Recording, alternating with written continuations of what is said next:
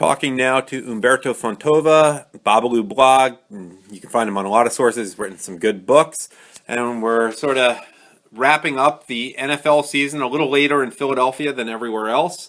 And it was a conflicting one for me, being an Eagles fan, but yet seeing what went on really in the early part of the season with the kneeling during the national anthem. Not that any Eagles did that. And also for Humberto, who's in the New Orleans area, and the Saints, like the Eagles, were a pleasant surprise this year, better than anyone expected. And I'm just reconciling this and just getting some thoughts about the season with Humberto Fontova. What's going on? Very good, guys. Just getting ready for the carnival season, as we call it down here. Mardi Gras is next Tuesday, and the parade's already kicking off. The weather's not cooperating, but we're watching it and acting accordingly. It's a little early this year, so I guess weather can be a factor based on, I guess it's the Jewish calendar you base it off technically. That's when Easter is based on that, or just the lunar calendar. And it is a little earlier this year than last year, but good luck with that. You still have 5 days, I guess, or 5 till the big day. What's your thought? I mean, were you conflicted like I was about your team realizing halfway through the season that your team is doing really well, but just being kind of disgusted with the NFL? Yeah, I was. In fact, I posted several posts at the time of the initial, taking a knee thing, using the old Rolling Stones hit, the first Rolling Stones hit, because I used to love her, but it's all over now. Right. And of course, when was that? Late September, early October when it happened. Yeah, I think Trump made a statement in late September. Yeah. Yeah, and I kind of knew it would fizzle out a little bit. People's tempers were off, and they did behave during the Super Bowl. So it wasn't. A lot of people kind of sucked it up. It's just too much of an American tradition to just completely shuck away because a few of the guys, in the NFL. I think that's what happened. But after the Saints got knocked out tragically in the last few seconds, my goodness, I kind of turned off the NFL. Yeah, it was funny how that works. Oh my God! It was definitely easier to stick to your principles about the flag if you were in, say, Tampa Bay or Indianapolis, or especially like Cleveland this year. And I guess I wonder if there's a connection between how well teams did and how, what happened with the whole support for Kaepernick thing. You see, on one hand, the Cleveland Browns were the only ones who did a black power salute during the anthem, and they went 0-16. Meanwhile, the Philadelphia Eagles never had anyone take a knee at any point during the entire season and won the Super Bowl for the first time. Right. First time. Won any kind of champion since 1960. As a matter of fact, I was remarking while watching the game, I was at the very first Saints game in September of 1967. Oh, wow. I had season tickets. First, at the time, I was 12 years old.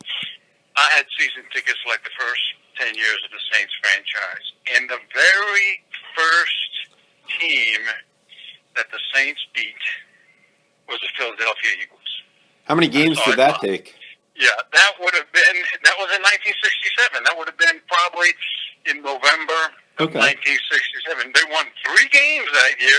The first one was against Philadelphia, and then they beat Atlanta, which was also kind of a newbie team at the time, and they beat Pittsburgh, which in 1967 wasn't much of a team. They weren't good. They were getting in a position to draft Terry Bradshaw. It was a very first victory. I'll never forget. I was watching it. Didn't they have a real St. Bernard as opposed to a guy in a St. Bernard costume at that point?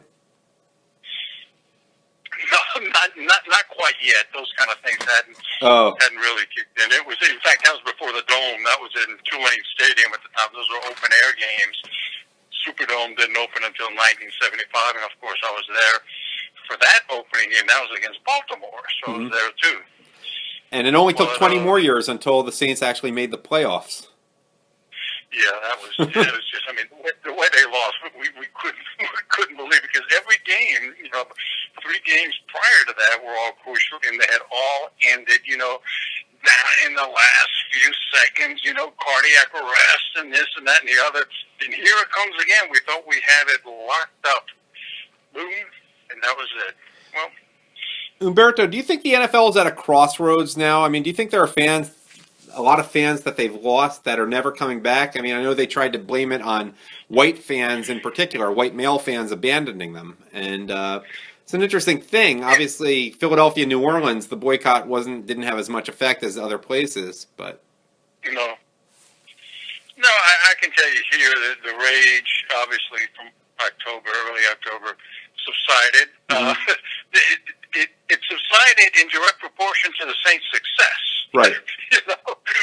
When they started winning games and everybody, because they were, and they started, I think they sensed the problem. And because initially, our guys had taken a knee too, mm-hmm. and even Coach Payton had said some pretty obnoxious things, mm-hmm. Obnoxious to the fans. He was taken up for the guys taking knee. And even Drew Brees was kind of, of course, I can see for Brees, he's got to pass to these guys. He's got to hand off to these guys. He's got to be buddies with right. them. So I can understand how they had to straddle the fence. But all of that annoyance or rage against them just kind of started dissipating as the season moved along, and they started winning some extremely exciting games. But I do think, what are the figures? I don't know. Best I can see that the Super Bowl viewership was down, 20-30% from last year? I don't think it was quite that much, but... How much? It wasn't? Maybe 20%, maybe... Was it really 20%? Like Wow. I don't know, or maybe just overall viewership. But I remember that when I saw the statistics, I said, well, it's not as bad as people were predicting back in October. Mm-hmm. Yeah, it was the smallest audience in 9 years when it was... The Saints in it actually that year, but that year it was a little unusual in that New Orleans and Indianapolis have among probably two of the smallest fan bases of any teams. They're two of the smallest metropolitan areas in the Super Bowl. So that could have been a factor in that one. Here, I think it's pretty significant. It is, but New Orleans fans have always been known as being actual fanatics. Oh, yeah. It's just that there aren't that many people. That was the case in '67. That was the case from the very beginning of the team. If you look at the attendance, yeah, from the very beginning, New Orleans was. We're not really that big of a city. Yeah, exactly. You're like Jacksonville. But they're fanatics, literal fanatics. Yeah. Yeah, but it's not the fanatics who make the ratings. It's the casual people in the suburbs, and there just aren't that many suburbs of New Orleans. I remember driving outside New Orleans last time I was there about a year ago, like around Mardi Gras, and I was only 15 minutes outside the city limits, and I didn't realize it was 8-9 miles to a gas station. Only it was pretty. You get to the country pretty quickly in New Orleans. I remember I had to help a guy who had trouble getting gas. I had to sort of follow him, and because it gets pretty rural pretty quickly out there. Rural, but it's water. It's not pastures. It's marsh. Right. Well, you know what I mean. And swamp and marsh and stuff. Yeah, it's not the rural that you would find up in Pennsylvania where you got cows and hills and stuff. It's a little different. But it is rural. One more thing, Humberto, besides the political stuff, you caught something. I was looking at Babaloo blog that I didn't see anywhere else. And obviously we're making fun of Tom Brady a little bit here in the Philly area. But you caught something about Gisele, his wife, that I didn't see anywhere else. I'll let you tell people, and people can look at it at Babaloo blog. Well, and the funny part about it is that is actually an old event. Gisele Bundchen, that's how you pronounce it. Oh, sorry. Tom Brady's wife is Brazilian. She's, from what I hear, she's the world's top-paid model, world's most popular model. And she modeled, as part of her job, I guess, a bikini. And you can see this, folks. Hey, you can see Gisele in a bikini on Babaloo blog. That was made up entirely of faces of Che Guevara. Mm-hmm. Now, she did this back in 2002, walking down the runway in her home city. I don't think it's her home city, but the capital of her home country, Sao Paulo, Brazil. Mm-hmm. And she's now walking out on my bike, and this Che Guevara gladly showing off Che Guevara, a mass-murdering terrorist,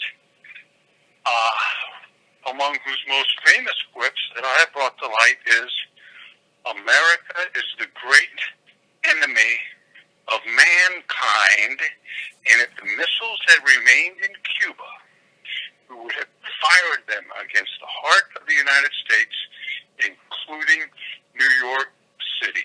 Mm-hmm. Against those hyenas, Americans, there is no option but extermination." So I said, this is pretty interesting. So I made a pretty cool post with a picture of Tom Brady with his "Make America Great Again" cap, right? Right. You see that picture? Yeah, and then right next to him is his wife modeling the face of a guy who says, "America is the great enemy of mankind and must be exterminated." It is pretty funny. Yeah, the only thing you end up thinking, like, well, what if you had a lot of beans for dinner and wore those things? You know, it's just like that is an area where you could sort of, you know, I don't want to get crude here, but you know what I'm saying. A lot of people were saying this, so you know, because she's in some of the pictures. And by the way, this happened in 2002, and these pictures were not first published, but first publicized, I should say, in my book, which came out 10 years ago, Exposing the Real Che Guevara. Those pictures of Gisele were in my book. And so what happens is that since I hop on any opportunity to publicize and peddle my book, usually the best way to do that is with celebrity idiots, you know, doing something Che Guevara oriented. So last year I did the same thing, same post, because it was Brady. Hey, how many of y'all know that Tom Make America Great Again, Brady's wife, model guy who says America should be exterminated? And now that's bad enough. Like, I'll say, well, come on, Myrtle, give the woman a break. She's a typical airhead model. And I wrote an article in Town Hall that people can dig up. And I said, she probably has no clue who Che Guevara is. Yeah. You know, like most people, they don't have a clue. And then she does charity work and this kind of stuff. And I said, she's probably a pretty halfway decent person. She doesn't have a clue what it is. On the other hand, last year, she went to Havana, Cuba, right when Obama had opened up Cuba. And all the celebrities were on their Kardashian. We're going down there. And then Diesel and all these guys. Because Cuba was all of a sudden the hottest tourist destination on Earth for the coolest people on Earth. Of course. And there was a gigantic Chanel fashion show in Havana, which amounted to a huge tourism commercial for the Cuban regime. And for the benefit of our listeners, the tourism industry in Cuba is owned almost lock, stock, and barrel not only by the regime, but by the Castro family and their military cronies, military and secret police. So almost every dollar, loonie, everything that is spent in Cuba by tourists lands in the pockets of the mass-murdering, terror-sponsoring Castro regime. So to compound her advertising of Che Guevara on her rear end, Gisele Bundchen goes down there and makes a tourism commercial for the regime co-founded by Che Guevara. Again, chances are she didn't know that the tourism revenue ends up in the pocket. You know, typical mom, she's probably not worried about that kind of stuff. But I do. So I'm going to publicize it to publicize my book. So people will learn these things. And remind people what your book is called, by the way. Well, I have 6 of them, but the one we're referencing today is called Exposing the Real Che Guevara and the Useful Idiots Who Idolize It. My website, hfontova.com, has got them all listed there. As a matter of fact, the one that just came out last month, it's got the blurb written by Ted Nugent. It's called Crazy on the Bayou.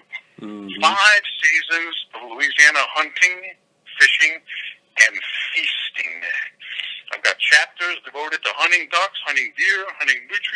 fishing, and at the end of every chapter, I've got a recipe, a Cuban Cajun recipe for the creature, the prey creature involved. Nice. I didn't even know there was a Cajun Cuban cuisine, but okay. There isn't. I made it up. The only place you'll find it is in my book. All right. That's So the people beauty got of about this. it. There is no such cuisine. It's mine. I originated. I publicized it. It's in my book. And Ted Nugent wrote the blurb. Crazy on the Bayou. We even have a video of it on YouTube. All right. We shot a pilot. There was a chance it was going to be a reality TV show at one time, and it still might. So we shot a pilot for it, and that's on YouTube. Crazy on the Bayou. I think our listeners would be fascinated. Definitely. Hey, one more thing before I forgot. It's a good thing that Tom Brady didn't share some with his black teammates, of which there are many, not as many as on other teams in the NFL, that he didn't share some of the things Che Guevara had to say about black people, which people often forget about. The Negro is indolent and lazy and spends his money on frivolities and drink, and he has maintained his racial purity throughout history by his habit of not taking baths. Che Guevara. The guy who black activists and that Black Lives Matter love to wear him on their chests. They love to wear on their chest a guy who considered them stupid, frivolous, and stinky. And they love to wear him on his chest. Oh, we have so much fun with that. We have so much fun. You can't make it up. Would not go over well in an NFL locker room. All right, Humberto Fontova, thanks for joining me, and happy end of the NFL season, though I guess for your purposes it ended more like close to 3 weeks ago, but we won't go into that right now. All right, buddy. Thanks a lot. All right, thanks for joining me. See ya.